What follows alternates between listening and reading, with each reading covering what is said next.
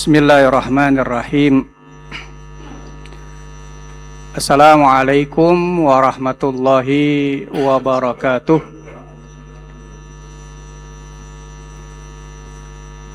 Innal hamdalillah wassalatu wassalamu ala Rasulillah Sayyidina wa maulana Muhammad ibni Abdullah wa ala alihi wa sahbihi wa mawalah. La haula wa la quwwata illa billah, amma ba'd. Hadirin hadirat jamaah salat zuhur Masjid Jami Al-Ihsan yang semoga senantiasa mendapatkan limpahan rahmat dari Allah Subhanahu wa taala. Sebagaimana biasa, seusai salat zuhur mari kita manfaatkan waktu kita sejenak. Kali ini kita akan mengkaji kitab At-Tadhkirah fi Ahwalil Mauta wa Umuril Akhirah. Kitab yang berisi hal ihwal kematian dan juga perkara-perkara akhirat karangan Imam Al-Qurtubi. Jemaah sekalian, khususnya bapak-bapak pasti tahu yang juara Piala Dunia kemarin yang menang lawan Argentina, yakni Spanyol. Menariknya, Imam Al-Qurtubi, pengarang kitab At-Tadhkirah adalah orang Spanyol. Tepatnya beliau orang Cordoba. Al-Qurtubi berasal dari Cordoba, sebuah daerah yang ada di Spanyol sana. Jemaah sekalian, pada kesempatan siang hari ini kita akan membahas bab yang menjelaskan bahwa tidaklah keluar nyawa seseorang atau dicabut nyawa seorang mukmin ataupun kafir kecuali telah dikabari kepada mereka. Jemaah sekalian, malaikat maut ketika akan mencabut nyawa seseorang, dia akan menampilkan rupa yang berbeda. Ketika ia akan mencabut nyawa seorang mukmin atau orang saleh, ia akan menampilkan penampilan yang menyenangkan, menggunakan pakaian sutra yang sangat indah dan baunya sangat wangi.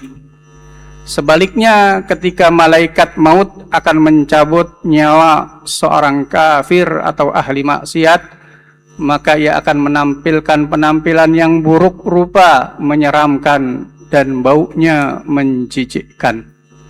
Menariknya jamaah sekalian, khusus untuk seorang mukmin, ketika ia akan dicabut nyawanya, maka malaikat maut terlebih dahulu memberikan salam dari Allah untuk orang mukmin tersebut. Ibarat SOP, standar operational procedure, sesuatu yang harus dijalankan oleh malaikat. Dia nggak bakalan nyabut seorang mukmin kecuali ia akan memberi salam terlebih dahulu, salam dari Allah untuk mereka. Allah berfirman dalam surat An-Nahl ayat 32, alladzina tawaffahumul malaikatu thayyibin, orang-orang yang Allah wafatkan oleh malaikat dalam keadaan baik, yaquluna salamun alaikum, mereka para malaikat memberikan salam kepada mereka, salam dari Allah Subhanahu wa taala. Ketika kita mendapatkan salam dari orang yang kita hormati, kita kagumi, pasti kita senang. Apalagi ini salam dari Allah Subhanahu wa ta'ala. Sebuah perasaan yang sangat-sangat menyenangkan bagi seorang mukmin ketika akan dicabut nyawanya, dapat salam dari Allah Subhanahu wa ta'ala. Jamaah sekalian, Rasulullah sallallahu alaihi wasallam pernah bersabda, beliau mengatakan, man ahabba liqa Allahi ahabballahu liqa'ah. Siapa yang senang bertemu dengan Allah, maka Allah pun akan senang bertemu dengannya. Sebaliknya, waman kariha liqa Allah, siapa yang tidak senang bertemu dengan Allah, maka Allah pun tidak senang berjumpa dengannya.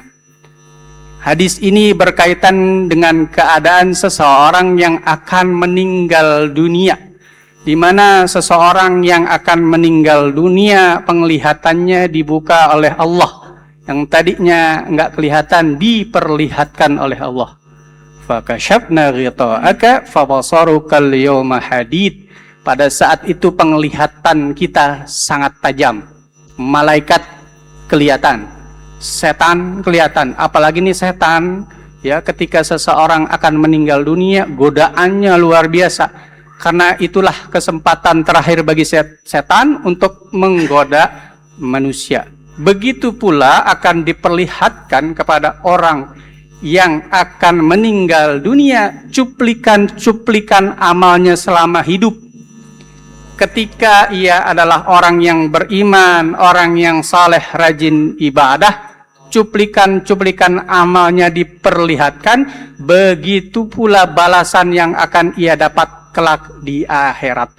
Maka ia pun senang akan bertemu dengan Allah. Maksud hadis ini, karena apa? Ia akan mendapatkan balasan dari kebaikan yang ia lakukan selama hidup. Sebaliknya, ketika orang itu orang kafir, ahli maksiat, diperlihatkan pula cuplikan-cuplikan kekafiran, kemaksiatan dan juga balasan yang ia akan dapat kelak di akhirat berupa siksa Allah di nerakanya. Maka ia enggan bertemu dengan Allah karena dia udah tahu bakalan apa yang ia akan dapatkan kelak di akhirat. Itu maksud ia tidak suka bertemu dengan Allah karena dia tahu akan mendapatkan siksa dari Allah Subhanahu wa ta'ala. Jangan sekalian, ada kisah yang berkorelasi, ya, nyambung dengan hadis ini, yakni kisah seorang sahabat Rasul yang bernama Sa'ban. Kisah ini populer, di mana Sa'ban ini adalah sahabat yang rajin ibadah, rajin salat jamaah, di mana ia itu senantiasa datang duluan sebelum yang lainnya pada datang. Dia senantiasa berada di posisi saf terdepan paling pojok, biar tidak mengganggu jamaah yang lain, sambil beriktikaf menunggu jamaah yang lain datang. Suatu hari di waktu subuh, Sa'ban tidak terlihat, ya. Sampailah seusai sholat subuh, biasa Rasul ngecek sahabat-sahabatnya, dipantau oleh Rasul, enggak kelihatan juga Sa'ban ini, padahal dia rajin tiap hari datang ke masjid. Maka Rasul pun bertanya kepada sahabat-sahabat yang lain, ada yang tahu kabarnya Sa'ban? Bahasa kitanya, tumben dia nggak kelihatan ini subuh. Sahabat tidak ada yang bisa menjawab karena nggak tahu keadaan Sa'ban.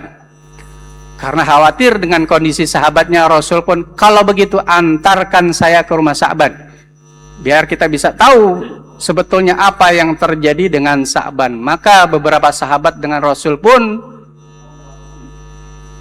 pergi mengecek ke rumah Sa'ban. Ternyata jemaah sekalian, rumah Sa'ban ini jauh sekali dari Masjid Nabawi. Luar biasanya, walaupun rumahnya jauh, tapi si Sa'ban ini senantiasa rajin jamaah dan datang duluan. Ini luar biasa. Singkat cerita, sesampai di rumahnya si Sa'ban, yang menemui adalah istri Sa'ban. Rasul pun bertanya, wahai ibu, kemana suamimu Sa'ban? Sambil menahan tangis, istrinya mengatakan, wahai Rasulullah, baru saja dini hari tadi suamiku telah meninggal dunia. Innalillah wa inna ilaihi rajiun. Rasul dan sahabat yang lain mengucapkan kalimat istirja. Namun istri Sa'ban kemudian mengatakan kepada Rasul, wahai Rasul, tapi ada sesuatu yang membuatku bertanya-tanya, mengganjal di dalam hatiku, kata istri Sa'ban. Di mana sebelum menghembuskan nafas terakhirnya, suamiku ini berteriak 3 kali, wahai Rasul. Teriakan yang pertama dia mengatakan, aduh seandainya lebih jauh. Tidak lama kemudian ia kembali berteriak, aduh seandainya lebih bagus. Dan terakhir dia berteriak, aduh seandainya semuanya. Barulah dia menghembuskan nafas terakhirnya. Sebagai istri yang senantiasa menemani Sa'ban, wahai Rasul, aku menyaksikan suamiku ini orang baik, orang soleh, rajin jemaah. Tapi kenapa dia di akhir hayatnya mengucapkan hal itu, wahai Rasul? Rasulullah sallallahu alaihi wasallam sebagai utusan Allah, Allah karuniakan berbagai macam keistimewaan, karamah, tahu sebetulnya apa yang terjadi dengan Sa'ban. Terlebih ketika orang yang akan meninggal dunia, sebagaimana tadi kita bahas, diinformasikan, diberitahu cuplikan-cuplikan amal-amalnya. Ketahuilah, wahai ibu, kenapa Sa'ban berteriak, aduh seandainya lebih jauh? Karena pada saat itu, saat sakaratul maut, diperlihatkan cuplikan langkah kakinya menuju masjid yang cukup jauh, ya. Pulangnya.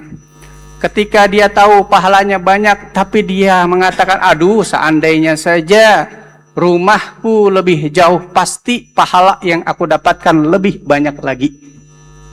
Kemudian kenapa ia berteriak dengan teriakan, aduh seandainya yang lebih bagus? Ketahuilah ibu, bahwa ketika sakaratul mautnya diperlihatkan kepada Sa'ban pahala, ketika suatu pagi di musim dingin dia ingin berangkat ke masjid untuk sholat subuh, dia pakai pakaian double, cuman nggak bagus lah, bukan pakaian yang baru. Di tengah jalan ia bertemu dengan seseorang yang menggigil kedinginan, lantas ia berikan satu pakaiannya untuk orang yang kedinginan ini. Diperlihatkanlah pahalanya ketika ia akan meninggal dunia. Ia pun mengatakan, aduh seandainya yang aku berikan baju yang lebih bagus, lebih tebal, pastilah pahala yang aku dapatkan lebih banyak lagi. Kemudian kenapa ia berteriak, aduh seandainya seluruhnya, seandainya semuanya, bahwa pada saat sakaratul maut diperlihatkan kepada Sa'ban pahala di mana suatu hari ketika ia mau makan roti, tiba-tiba datang orang meminta-minta yang mengaku kelaparan. Kemudian ia belah roti itu menjadi dua. Sebagian ia berikan kepada orang yang kelaparan itu, sebagian untuk dia. Pahalanya diperlihatkan ketika ia akan meninggal dunia. Banyak sebetulnya pahalanya. Namun ia mengatakan, aduh seandainya aku berikan semuanya, pasti aku akan mendapatkan pahala yang lebih banyak.